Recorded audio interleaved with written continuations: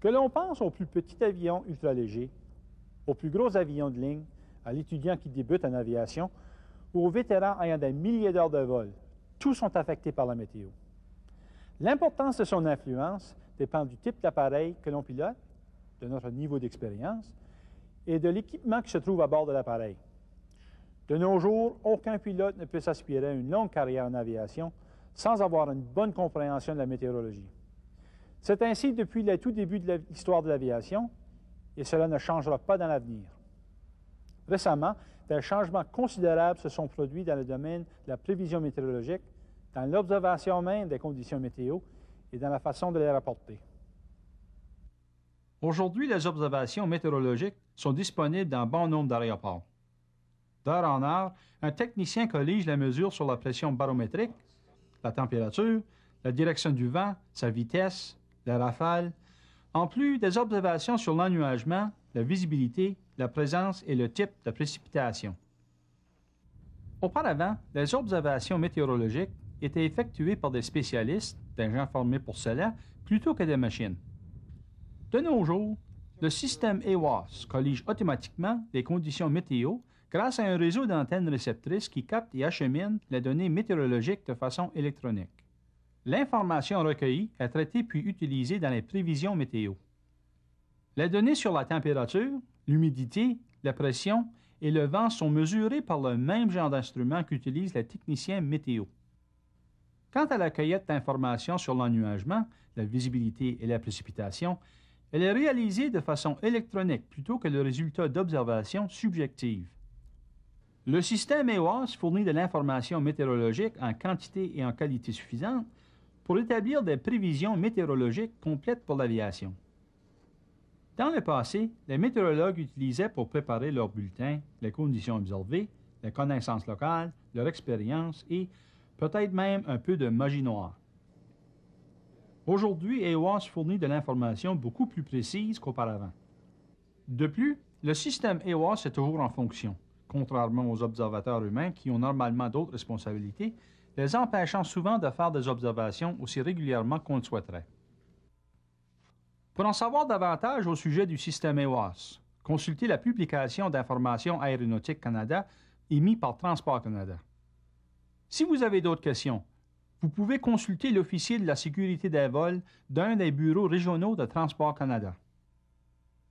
Un autre aspect des transformations récentes qui sont survenues dans la façon d'émettre les prévisions météorologiques tient au fait que les méthodes de présentation comme la prévision régionale, les observations régulières et les prévisions d'aérodromes ont été abandonnées.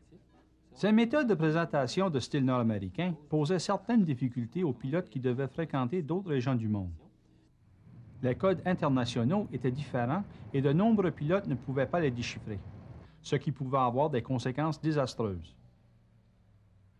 Le monde de l'aviation a désormais adopté des formats standardisés, qui sont représentés par les acronymes TAF, METAR et SPECI.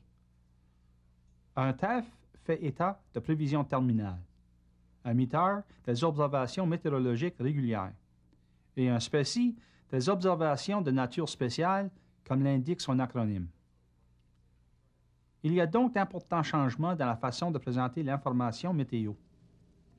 Pour de plus amples renseignements sur ce qui distingue le nouveau système de l'ancien, consultez la publication d'informations aéronautiques.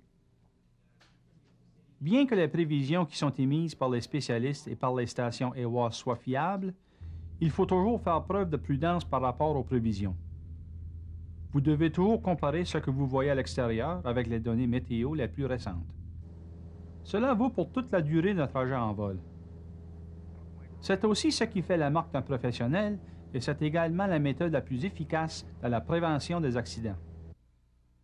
Une préparation de vol adéquate doit toujours prévoir un plan A et un plan B. Le plan B peut devenir nécessaire au cas où les conditions de la météo, en route ou à destination, se détériorent plus que prévu. Pour la même raison, les règlements de vol aux instruments exigent de prévoir un aérodrome de dégagement. Même en vol à vue, il est prudent d'identifier un tel aéroport au cas où la température se détériore. De plus, il arrive parfois que les pistes en usage soient fermées pour des raisons imprévues, comme lorsqu'un avion, ayant fait une crevaison, termine sa course à l'intersection des pistes en usage. Plusieurs accidents surviennent chaque année à cause d'un manque de connaissance d'un pilote sur la météo ou sur la manière de l'interpréter. Ce pilote ne savait pas comment déchiffrer les prévisions ou ne pouvait faire le lien entre ce qu'il apercevait à l'extérieur et ce qu'il avait lu dans la prévision régionale. Le pilote d'un avion qui est équipé pour le vol aux instruments dispose généralement de plus de moyens que celui d'un avion qui ne l'est pas.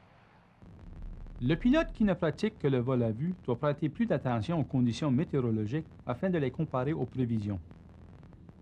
Il doit se tenir prêt à se servir d'un plan B au cas où le plan A lui paraîtrait inutilisable.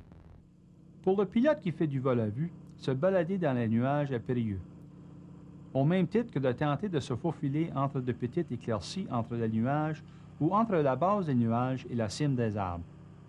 Ce genre d'exercice se termine généralement par un accident. Le rapport du Bureau de la sécurité dans les transports présente souvent des cas où des pilotes ont poursuivi leur vol par mauvaises conditions météorologiques, alors qu'un simple virage à 180 degrés aurait pu éviter un écrasement. L'idée irrésistible de devoir absolument se rendre chez soi est l'une des causes principales de ces événements tragiques. La météo n'a que faire de notre horaire. Tenter de s'y tenir à tout prix, quand ni l'appareil ni le pilote ne sont équipés pour faire face à une situation météo difficile, est tout simplement une erreur de jugement. Comme le changement, la météo fait partie de la vie de tous les jours dans le monde de l'aviation. Il en a toujours été ainsi et il faut s'y adapter. Il faut apprendre à comprendre les prévisions, interpréter les rapports météo et pouvoir les comparer aux conditions que l'on observe à l'extérieur. Il faut aussi pouvoir compter sur un plan de vol additionnel qui puisse nous permettre de compléter notre vol en sécurité. Cela peut signifier que l'on devrait effectivement remplacer notre plan initial par le nouveau plan s'il est impossible d'atterrir à la destination prévue au départ. Ce cas est nettement préférable au pire des cas. Ici Michel Doiron. Je vous invite à être un autre la semaine prochaine à travers le nuage.